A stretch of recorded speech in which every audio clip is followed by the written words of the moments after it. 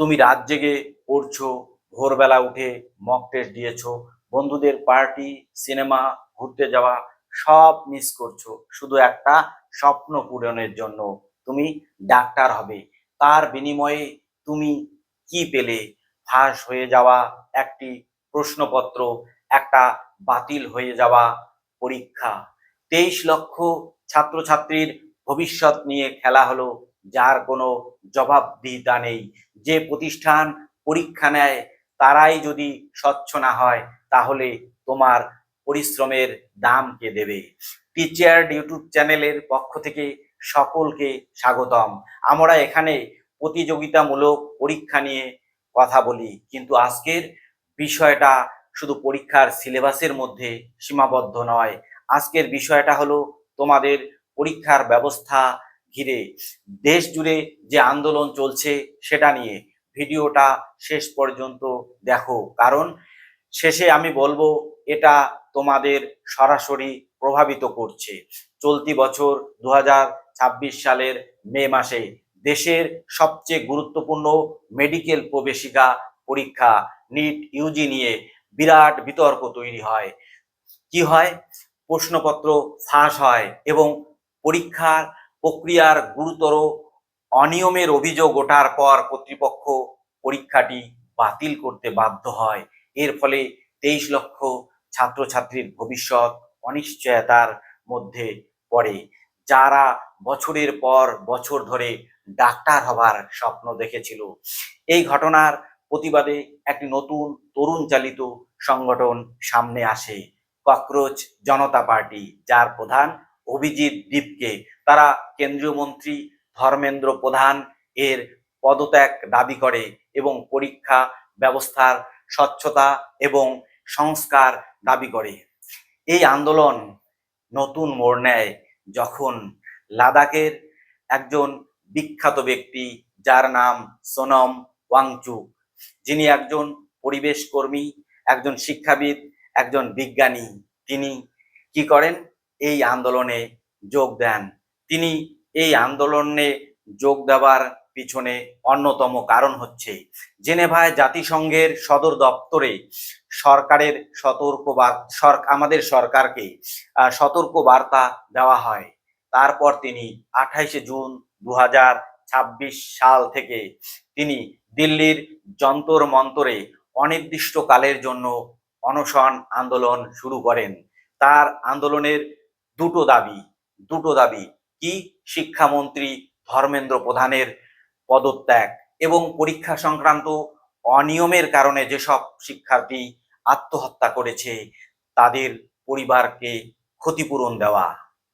তার এই তার এই যে আন্দোলন, এই আন্দোলনে যন্তর মন্তরে অনেক ছাত্র ছাত্রী, অভিভাবক, সাধারণ মানুষ দিল্লির গরমকে উপেক্ষা করে তার সঙ্গে দেখা করতে আসে।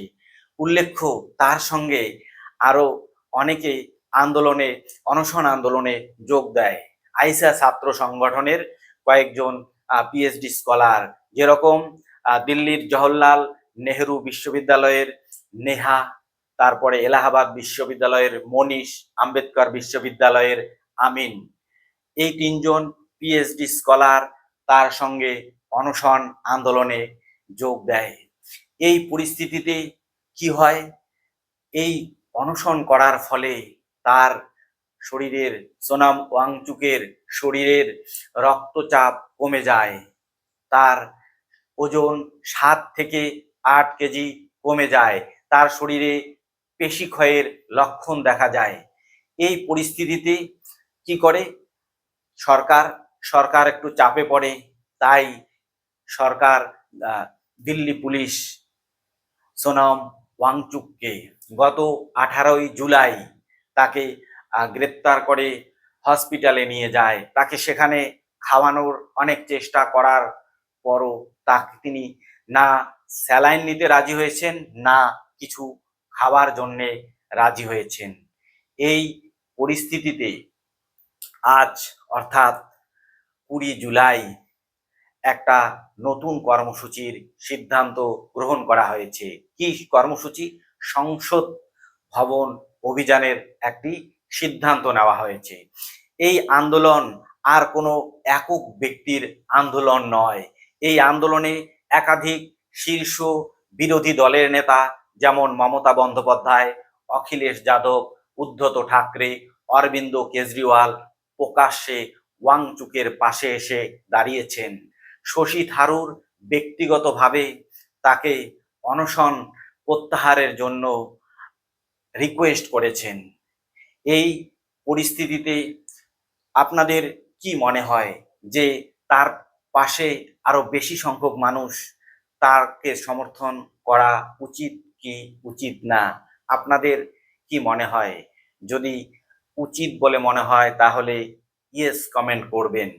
কেননা এর পরবর্তীকালে আপনারা হয়তো যারা নিট ইউজি দিয়েছে তাদের যে দশা হয়েছে, অন্যান্য যত সর্বভারতীয় পরীক্ষা রয়েছে, যত রাজ্য স্তরের পরীক্ষা রয়েছে, সব কিছুতেই স্বচ্ছতার জন্য কিন্তু এই ওয়াংচুকের পাশে এসে দাঁড়ানো অবশ্যই অবশ্যই প্রয়োজন। কেননা এই পরিস্থিতিতে যদি তুমি গলা না চড়াও, এই পরিস্থিতিতে তুমি যদি সত্যের সন্ধানে না যাও, তাহলে কিন্তু সেটা শুধু তোমার বিপদ নয়, সেটা হচ্ছে সকলেরই বিপদ। কেননা শুধু সরকারকে দোষ দিয়ে লাভ নেই। প্রত্যেককে প্রত্যেককে নিজেকে সৎ হতে হবে।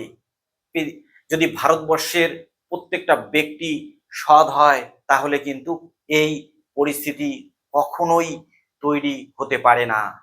তাই প্রত্যেকে যেন সৎ হয়, এই কামনা আমরা আশা করব। ভিডিওটি যদি ভালো লেগে থাকে তাহলে লাইক করবেন, কমেন্ট করবেন এবং বন্ধুদের সঙ্গে অবশ্যই শেয়ার করবেন। আর যদি নতুন কেউ হয়ে থাকেন, চ্যানেলটিকে সাবস্ক্রাইব করবেন এবং অবশ্যই শেয়ার করবেন। কেননা এই যে সোনম ওয়াংচুক, যার জন্য আজ একটা তোলপাড় পরিস্থিতি সারা ভারত জুড়ে, যার যিনি কি করলেন, যিনি আপামর ছাত্রছাত্রীর, আপামর জনগণ, আপামর দেশবাসীর কথা ভেবে কিন্তু এই অনশন আন্দোলন করেননি। তিনি না, সবার কথা ভেবেই অনশন আন্দোলন করেছেন। তাই তার এই আন্দোলনকে অবশ্যই সাধুবাদ জানাতে হয়। সবাই ভালো থাকবেন। ধন্যবাদ।